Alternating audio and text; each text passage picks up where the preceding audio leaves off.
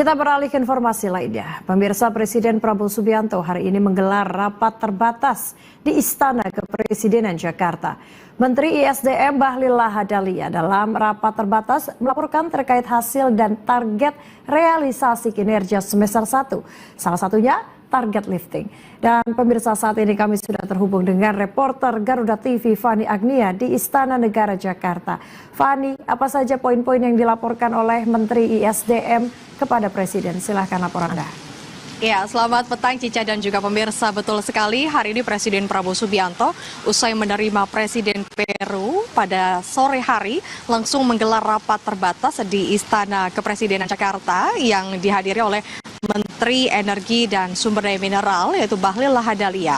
Tentu dalam rapat terbatas ini tadi langsung sekitar 2 jam dan Menteri Bahlil menyampaikan sejumlah laporan kepada Presiden Prabowo Subianto.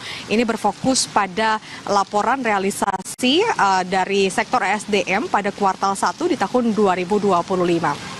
Cica dan juga pemirsa, tadi ada kurang lebih 3 poin besar yang disampaikan oleh Menteri Bahlil yang dapat saya gambarkan kepada Anda bahwa yang pertama ini adalah terkait dengan realisasi dari produksi minyak bumi yang mana Kementerian ESDM mencatat untuk kuartal 1 tahun 2025 ini produksi minyak bumi mencapai 602.400 barel per hari.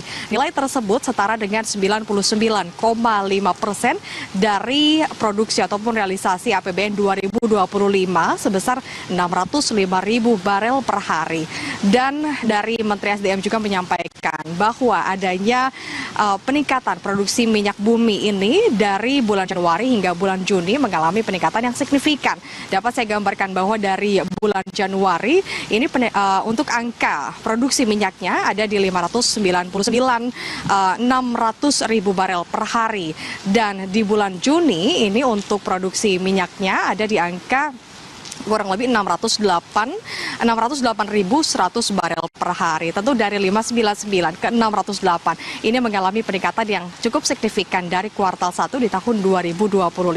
Kemudian Cica dan pemirsa, bahwa poin yang kedua yang tadi disampaikan oleh Menteri Bahlil adalah terkait dengan target ataupun realisasi penerimaan negara bukan pajak ataupun PNBP yang berhasil dicapai oleh Kementerian ESDM, bahwa PNBP-nya ini mencapai 138,8 triliun rupiah dari target PNBP yaitu sebesar 254,5 triliun rupiah. Dan tadi disampaikan juga bahwa dari Menteri Bahlil bahwa sektor terbesar yang menyumbang PNBP terbesar ini ada di sektor minerba dengan angka 74,2 triliun rupiah.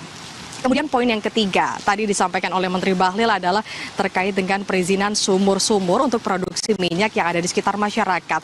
Kalau diketahui tentu ini sudah ada peraturan terbaru dari UMKM, BUMD dan juga koperasi yang memang bisa mengelola adanya sumur-sumur di tengah masyarakat agar nantinya masyarakat juga bisa mengelola dan juga bisa membantu untuk meningkatkan ekonomi di daerah.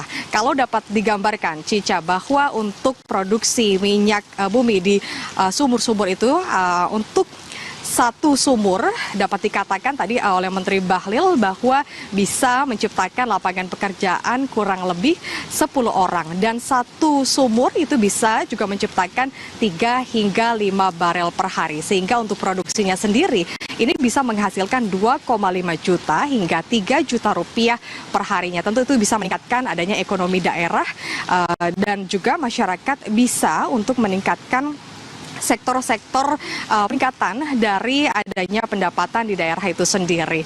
Nah, kurang lebih tadi Cica ada 3 poin yang disampaikan oleh Menteri Bahlil, utamanya adalah laporan kinerja realisasi di kuartal 1 tahun 2025. Sementara itu Cica yang dapat saya sampaikan, kembali ke Anda di studio. Baik, terima kasih Fani Agnia melaporkan langsung dari Istana Negara Jakarta. Selamat bertugas kembali.